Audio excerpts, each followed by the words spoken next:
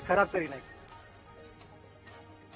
અને બુલેટિનમાં હવે વાત કરીશું રાજકોટના જંગલેશ્વર વિસ્તારમાં ચાલી રહેલા ડિમોલિશનની.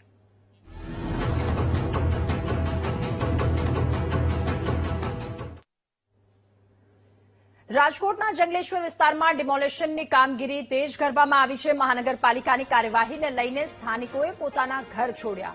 કરોડોના ખર્ચે બનાયેલા બંગલો મૂકી સ્થાનિકો બહાર નીકળ્યા. આરએમસીની ટીમે આલિશાન બંગલો પર પણ બુલડોઝર ફેરવ્યું. પહેલી સવારથી જ મહાનગરપાલિકાએ ડિમોલિશનની કામગીરી શરૂ કરી છે. 2 દિવસ સુધી આ ડિમોલિશનની કામગીરી ચાલશે. ત્યારે ચુસ્ત પોલીસ બંદોબસ્તની વચ્ચે આરએમસીની આ કાર્યવાહીને લઈને સ્થાનિકોએ પોતાના ઘર છોડ્યા છે. ડિમોલિશનની કામગીરી હજારો પોલીસના કાફલા વચ્ચે ચાલી રહી છે. રાજકોટ મહાનગરપાલિકા દ્વારા જે જંગલેશ્વર વિસ્તારમાં મેગા ડિમોલેશનની કામગીરી હાથ ધરવામાં આવી રહી છે, તો તેની તરફ બીજી બાજુ પણ હું દ્રશ્યો દેખાડવા માંગીશ. કરોડોના આલિશાન મકાનો તૂટી રહ્યા છે.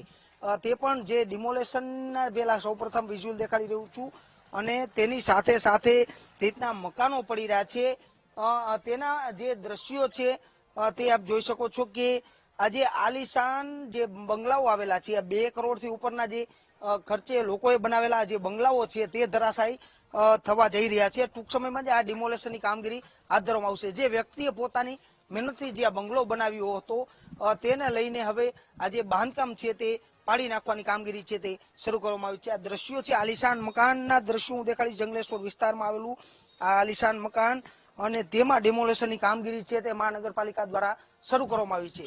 આ દ્રશ્યો જોઈ શકો છો. આ જે આલિશાન કરોડોનો બંગલો બનાવ્યો, પરંતુ બંગલો ટૂંક સમયમાં કડાકભૂસ થવા જઈ રહ્યો છે ને તેના સૌપ્રથમ હું આ જે દ્રશ્યો દેખાડી રહ્યો છું. અત્યારે જે તરફ નાના મકાનો ઝૂંપડાઓ તો પડી રહ્યા છે, પરંતુ સાથે સાથે હાઈ પ્રોફાઇલ જે બંગલો આવેલો છે, જંગલેશ્વર વિસ્તારનો સૌથી મોટો બંગલો કહી શકાય, તે પણ બંગલો અત્યારે પાડવા જઈ રહ્યા છે, અને તેને કામગીરી પાડવાની હાથ ધરવામાં આવી રહી છે. આ જે રાજકોટના જંગલેશ્વર વિસ્તારના જે દ્રશ્યો છે કે જે બંગલો કરોડોના ખર્ચે બનાવેલો આ જે બંગલો છે તે પાડવાની કામગીરી છે તે મહાનગરપાલિકા દ્વારા શરૂ કરવામાં આવી છે. નાના મકાનો તો પડી રહ્યા છે, પરંતુ હાઈ પ્રોફાઇલ બંગલાઓ છે તે પણ કડાકભૂસ થઈ રહ્યા છે. કેમેરામેન નિશિત ગઢિયા સાથે સની મહેડ, વીટીવી ન્યૂઝ, રાજકોટ.